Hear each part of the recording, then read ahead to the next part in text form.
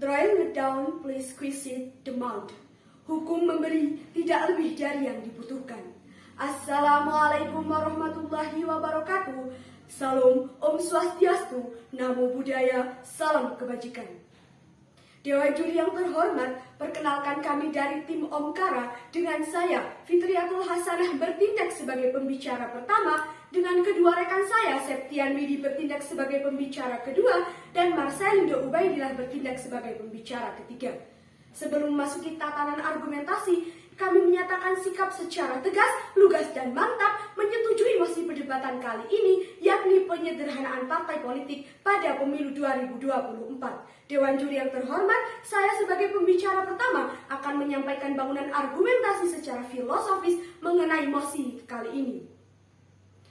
Dewan juri yang terhormat, dalam rangka menciptakan pemerintahan yang kuat, stabil, dan efektif perlu didukung pula dengan sistem kepartaian yang sederhana. Dengan sistem kepartaian sederhana akan dapat dihasilkan tingkat fragmentasi yang lebih rendah, yang pada gilirannya dapat tercipta pengambilan keputusan yang tidak berlarut-larut. Tawaran yang diberikan untuk memperkuat sistem presidensial agar mampu menjalankan pemerintahan dengan baik adalah dengan menyederhanakan jumlah partai politik. Jumlah partai politik yang lebih sederhana tentunya akan menjadikan pemilu yang lebih efektif. Dewan juri yang terhormat, perlu kita ketahui bersama bahwa tujuan penyederhanaan partai politik pada pemilihan umum yakni guna tercapainya penghematan biaya, memberikan pembelajaran politik yang lebih kondusif, dan juga meningkatkan kualitas para peserta pemilihan umum dan hasil pemilihan umum. Jika kita lihat dari segi manfaat atau tujuannya, penyederhanaan partai politik sesuai dengan pembukaan Undang-Undang Dasar Negara Republik Indonesia tahun 1945 alinea keempat yang berbunyi untuk membentuk suatu pemerintah negara Indonesia yang melindungi segenap bangsa Indonesia dan seluruh tumpah darah Indonesia dan untuk memajukan kesejahteraan umum. Dengan penyederhanaan partai politik pada pemilu, berarti kita dapat mensejahterakan masyarakat dengan adanya penghematan biaya. Selain itu, hal ini akan menciptakan pemerintah yang baik karena kualitasnya pun sudah baik. Dewan juri yang terhormat, penyederhanaan partai politik pada pemilu 2024 juga sesuai jika kita lihat dari kacamata Pancasila pada sila keempat, yakni kerakyatan yang dipimpin oleh hikmat, kebijaksanaan dalam permusyawaratan perwakilan. Hal ini sangat sesuai karena dalam pemilu kita harus memilih pemimpin yang berkualitas yang dapat bertanggung jawab dengan apa yang sudah diamanatkan. Dengan penyederhanaan partai politik menjadikan para calon pemimpin dapat diseleksi secara sempurna. Dengan demikian pastinya akan terpilih pemimpin yang baik. Dewan juri yang terhormat, dengan berkurangnya partai politik pada gilirannya akan mempermudah terbentuknya pemerintahan yang stabil dan meningkatkan stabilitas nasional. Selain itu, sistem penyederhanaan partai politik dapat meningkatkan kualitas keterwakilan karena wakil yang terpilih dapat dikenal oleh penduduk sehingga hubungan dengan konstituen lebih erat. Dan dengan demikian ini akan mendorong untuk memperjuangkan aspirasi mereka.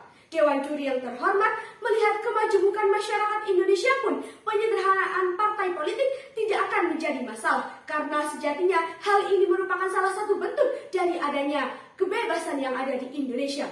Penyederhanaan bukan berarti mengebiri kebebasan warga negara untuk berserikat dalam partai politik, melainkan menciptakan mekanisme yang dapat menjamin penguatan demokrasi sekaligus meningkatkan kapasitas parpol di sistem politik kita. Meskipun masyarakat Indonesia berbeda-beda dalam suku, ras, agama, budaya, dan lain sebagainya, penyederhanaan partai politik merupakan salah satu hal yang tidak akan memecah bangsa Indonesia. Hal ini justru akan menyatukan bangsa Indonesia, tentunya dengan semboyan yang sudah familiar kita dengar, yakni Bhinneka Tunggal Ika, yang berarti berbeda-beda tetap satu jua. Let's privilege. Hukum melihat ke depan, bukan ke belakang. Dewan juri yang terhormat, saya selaku pembicara kedua ingin melanjutkan argumentasi dari apa yang dibicarakan oleh pembicara pertama, yaitu saya ingin menyampaikan bangunan argumentasi secara yuridis. Dewan juri yang terhormat, dalam Undang-Undang Nomor 2 Tahun 2008, Junto Undang-Undang Nomor 2 Tahun 2019 tentang partai politik, terdapat pada bab kedua pasal kedua tentang pembentukan partai politik pada ayat 1 dan 2. Penyederhanaan peserta pemilu melalui perubahan regulasi sudah dilakukan dengan berlakunya ambang batas parlemen selama 4%. Namun, ambang batas parlemen hanya berlaku untuk pemilihan DPR RI, sehingga banyak parpol tetap memiliki wakil rakyat di kabupaten atau kota serta provinsi.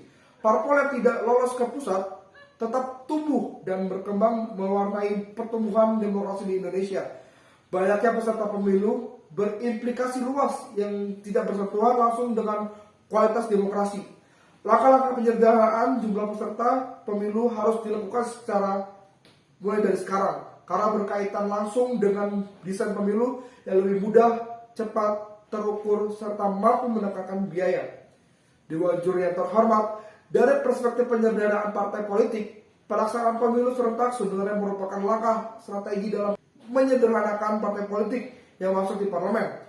Melalui penggabungan pemilihan presiden dan pemilu legislatif saat ini saja sudah terpolarisasi partai politik mana yang bakal masuk ke parlemen. Partai pengusung calon presiden kemungkinan besar mendapatkan suara yang signifikan dibandingkan dengan partai yang sebenarnya mendukung. Efek ekor jas menjadi alasan naiknya suara partai pengusung suatu calon presiden. Dewan Juri yang terhormat, penerapan parliamentary threshold itu merupakan salah satu cara untuk menyederhanakan partai politik. Namun, dengan perpaduan pemilu serentak, penyederhanaan partai politik memang lebih mudah dilaksanakan. Persoalannya ialah prinsip keterwakilan menjadi berkurangnya bila perpaduan antar pemilu serentak dengan parliamentary threshold terus dilakukan. Dewan Juri yang terhormat, maka dari itu tujuan adanya penerapan ambang batas pada tingkat wilayah pemilihan itu ialah yang pertama, mengurangi jumlah partai politik yang masuk ke parlemen. Yang kedua, yaitu menyaring partai politik peserta pemilu berikutnya. Penerapan ambang batas ini memang mempersempit peluang partai-partai kecil atau partai-partai baru untuk memilih kursi di parlemen. Namun fungsinya itu dibutuhkan guna menyingkirkan partai-partai yang gagal mendapatkan dukungan pemilih. Sebab banyaknya partai politik peserta pemilu tidak hanya membingungkan pemilih dalam memberikan suara, tetapi juga menelan banyak dana. Sementara itu, berkurangnya jumlah partai politik di parlemen diharapkan dapat mengurangi fragmentasi politik sehingga berdampak positif terhadap pengambilan keputusan di parlemen.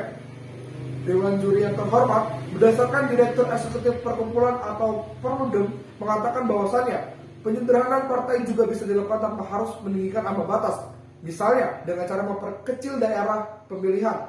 Hal ini juga disampaikan oleh Ketua Umum Partai Nasdem Surya Paloh. Beliau juga sepakat mendorong adanya menaikkan ambang batas parlemen hingga 7% pada pemilu berikutnya.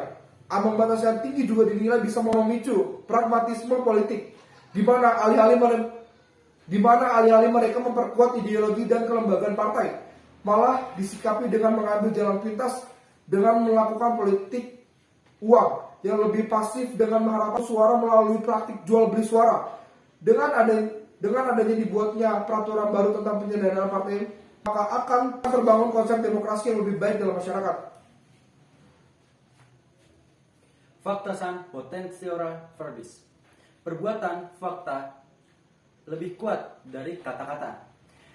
Dewan Juri yang terhormat, sebagaimana yang telah disampaikan oleh pembicara 1 dan pembicara 2 dari tim kami, kembali lagi kami sampaikan dengan tegas dan lugas bahwa kami tetap berpegang teguh pada standing position, yakni sebagai tim pro dalam mosi perdebatan kali ini, yakni penyederhanaan partai politik dalam pemilu serentak 2024.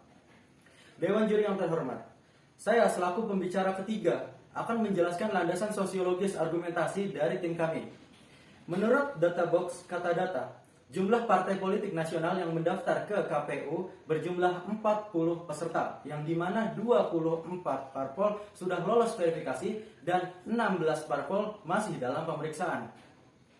Dewan Juri yang terhormat, menurut data dari kompas.com, jika kita bandingkan dengan negara-negara maju di dunia yang menggunakan sistem dui partai seperti Inggris, Amerika Serikat, dan Filipina, maka akan sangat terlihat perbedaan yang mana dalam sistem dui partai dengan jelas. Partai akan terbagi menjadi dua, yakni partai penguasa karena menang dalam pemilihan umum, dan partai oposisi karena kalah dalam pemilihan umum. Dengan pembagian tugas dari kedua partai tersebut, maka partai yang memenangkan pemilu tidak akan bisa membuat aturan yang semena-mena. Karena ketika partai yang menang tersebut membuat sebuah aturan, maka tugas partai yang kalah ini akan berada di pihak rakyat untuk mengkritik segala aturan yang dibuat oleh partai yang menang. Dewan Juri yang terhormat, dalam penyederhanaan partai politik bukan bertujuan untuk mengubah sistem partai dari multipartai menjadi duipartai.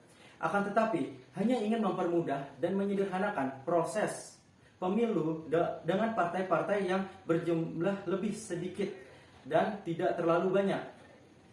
Dewan Juri yang terhormat, Indonesia tercatat sebagai negara dengan jumlah parpol terbanyak. Tidak hanya dialami di tahun 2002 saja, akan tetapi jauh sebelum masa pemilu saat ini, Indonesia pernah mencapai angka ratusan untuk peserta pemilu. Menurut Databox Katadata, jumlah kontestan dalam pemilu pada tahun 1955 berjumlah 118 peserta. Lalu pada tahun 1971 berjumlah 9 peserta. Lalu pada tahun 1977 sampai 1997 berjumlah 3 peserta. Pada tahun 1999 berjumlah 44 peserta. Pada tahun 2004 berjumlah 24 peserta. Pada tahun 2009 berjumlah 44 peserta. Pada tahun 2014 berjumlah 15 peserta. Lalu yang terakhir pada tahun 2019 berjumlah 20 peserta.